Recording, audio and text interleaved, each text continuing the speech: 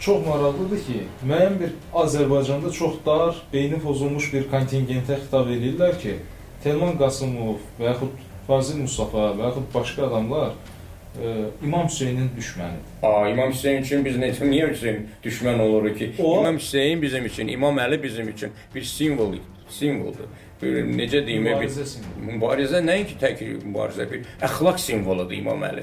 İmam Əlini oxumayan, bilməyən, tanımayan, məsəl üçün, insanlığı dərk edə bilməz ki. Bunlar bilsiz, mən sizə açığı deyim, bunlar üçün nə İmam Hüseyin, nə İmam Əli, nə Məhəmməd Peyğəmbər, bunlar üçün o qədər də çox vacib olan prioritet məsələ deyil. Bunların öz məqsədləri var. İmam Hüseyin sadəcə üzr istəyirəm, haşa minəl hüzur türklər demişəm.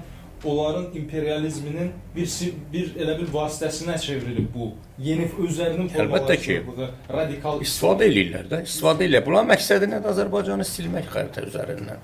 Onlar Azərbaycanına gedən ki, var güclənir, onlar üçün, həmin o molla rejimi üçün, Farsistan üçün böyük bir təhdid görürlər. Ona görə də bunlar hamısı vasitədir onlar üçün. Deməli, bu vasitələrdə necə istifadə edirlər? Azərbaycanda yaşayan dini, belə deyək də, savadsızlıqdanmı, savadlanmı, fərq etməz, olan adamların beynini yumaq, aldatmaq, beyinlərinə yerləşdirmək ki, Nicat İmam Hüseyni qəbul eləmir. İmam Hüseyin də bilirsiniz də nədir? İslam üçün, xüsusən də şiələr üçün hansı simvoldur da, o hansı təbəqədə duran bir şəxsiyyətdir, şəxsiyyət olubdur. Məkanı cənnət olsun. Söhbət yəni ondan getmir.